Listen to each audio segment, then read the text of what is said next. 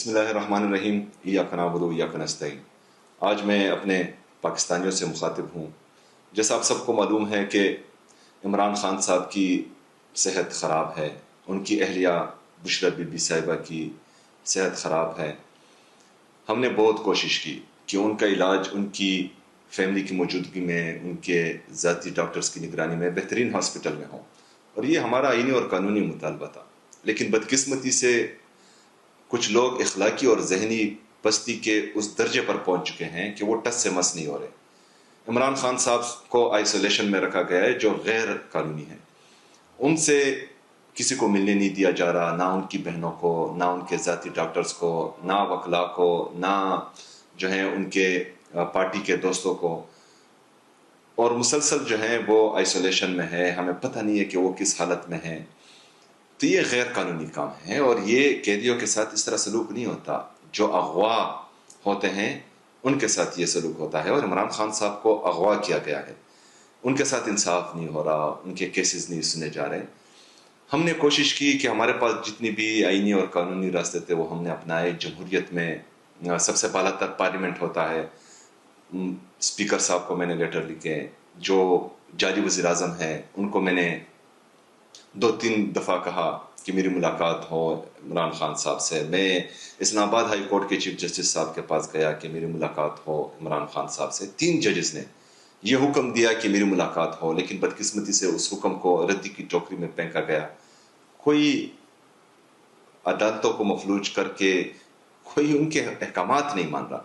میں chief justice Pakistan ان سے بات کرنے گیا، پہلے تو کالز نہیں اٹھائی، جواب نہیں ملا۔ پھر میں جب پروگرام میں گیا ان کو بتایا کہ میری لیڈر سے ملاقات ضروری ہے، کیونکہ عمران خان صاحب کو لوگوں نے ووٹ دیا ہے۔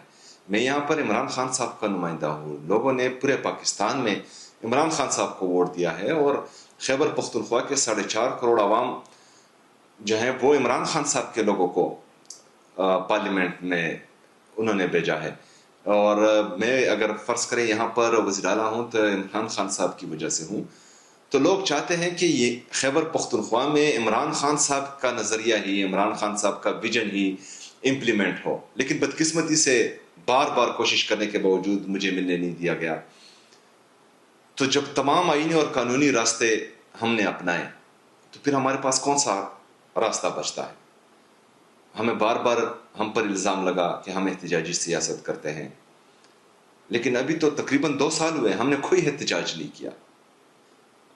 تو پھر کیوں عمران خان صاحب کی ملاقاتوں پر پابندی ہے؟ بہنوں کا کہا جاتا ہے کہ وہ سیاسی باتیں باہر کرتی ہیں۔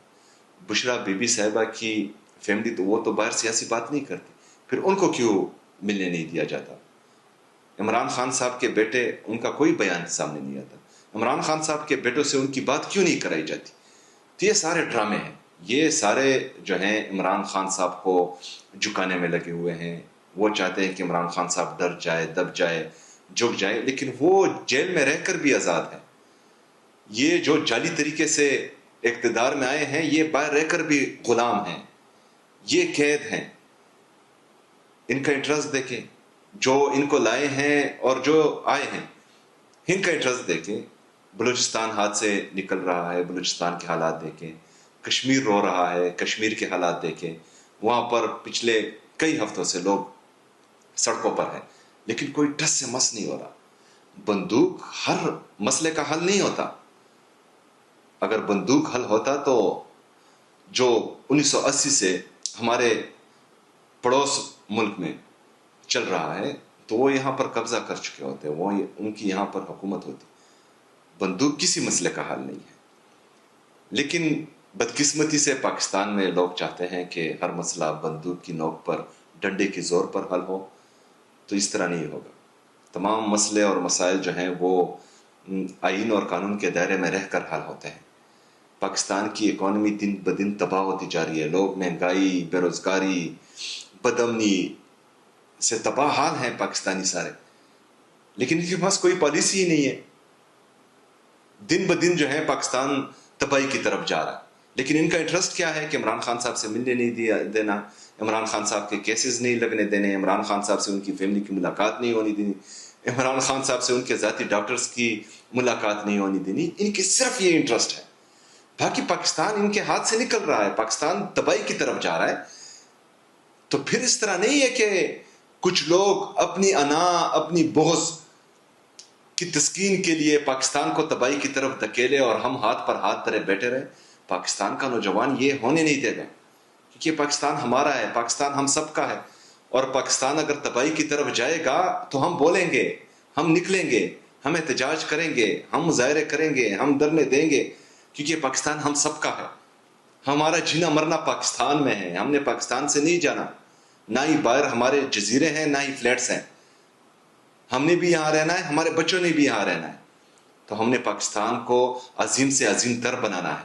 اور موجودہ حالت میں وہ صرف اور صرف ایک ہی لیڈر کر سکتا ہے, وہ پورے پاکستان کو متحد کر سکتا ہے. وہ پاکستان کے سیکیورٹی کی ضمانت ہے, وہ پاکستان کی یونٹی کی ضمانت ہے, اور وہ عمران احمد خان نیازی صاحب ہیں جن کو ان لوگوں نے اغوا کیا ہوا ہے. تو میرے پاکستانیوں, کوئی بھی دوسرا جو ہے یہاں آ کر ہماری مدد نہیں کرے گا.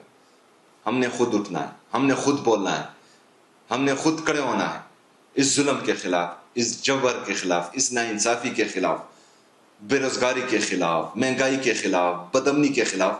ہم نے کھڑا ہونا ہے, ہم نے یہ آواز اٹھانی ہے. تو یہی موقع ہے انشاءاللہ تعالی. جیسا کہ ہم نے آلریڈی اعلان کر دیا ہے کہ 5 اگست کو فیصلہ کن جلسہ ہوگا.